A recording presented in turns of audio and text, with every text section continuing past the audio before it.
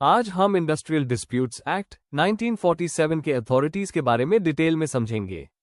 Authorities का मतलब होता है वो ऑफिशियल बॉडीज जो एम्प्लॉय और वर्कमैन के बीच होने वाले डिस्प्यूट्स को सॉल्व करने के लिए बनाई गई है। इंडस्ट्रियल डिस्प्यूट का बेसिक एम है इंडस्ट्रियल पीस मेंटेन करना ताकि फैक्ट्रीज और इंडस्ट्रीज स्मूथली चलती रहे। इस एक्ट के अंडर मेनली 5 इंपॉर्टेंट अथॉरिटीज होती है। मैं हर अथॉरिटी को डेफिनेशन, रोल और एग्जाम्पल के साथ एक्सप्लेन करूंगा।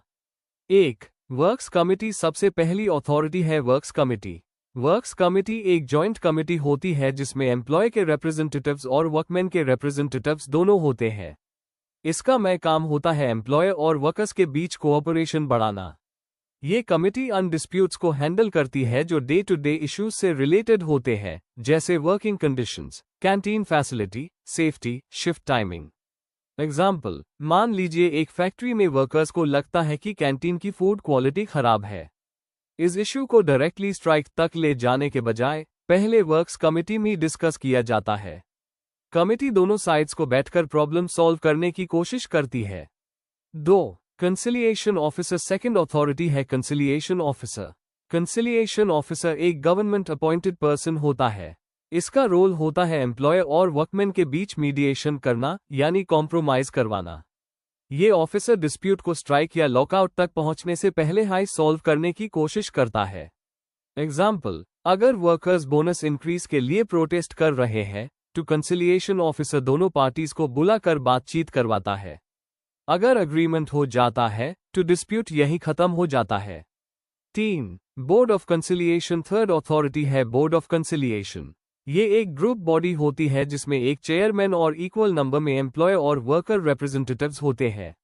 इसका काम भी कंसिलिएशन ही होता है, लेकिन ये बड़े और कॉम्प्लेक्स डिस्प्यूट्स के लिए होती है।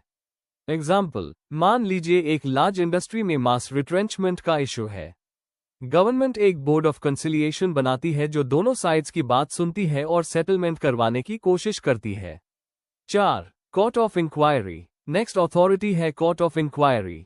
कोर्ट ऑफ इंक्वायरी का काम डिस्प्यूट को सॉल्व करना नहीं होता, बल्कि फैक्ट्स इन्वेस्टिगेट करना होता है।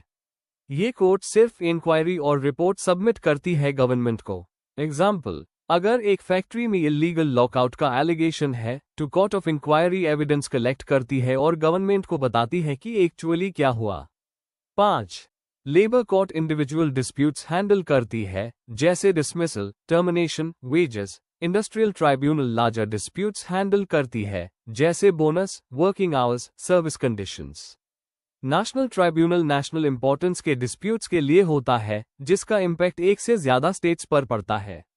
इन बॉडीज का डिसीजन बाइंडिंग होता है, यानी लीगली मानना पड़ता है। एग्जाम्पल, अगर एक वर्कर को इलीगल टर्मिनेशन के बाद जस्टिस नहीं मिलता तो वो लेबर कोर्ट जा सकता है। कोर्ट का डिसीजन एम्प्लॉयर को फॉलो करना ही पड़ेगा। Conclusion. To conclude, industrial disputes act 1947 के अंदर जो अथॉरिटीज बनाई गई है उनका मेन एम है इंडस्ट्रियल हार्मनी मेंटेन करना। ये अथॉरिटीज डिस्प्यूट्स को पीसफुल और लीगल वे में सॉल्व करती है ताकि वर्कर्स और एम्प्लॉयर्स दोनों के राइट्स प्रोटेक्ट हो सकें।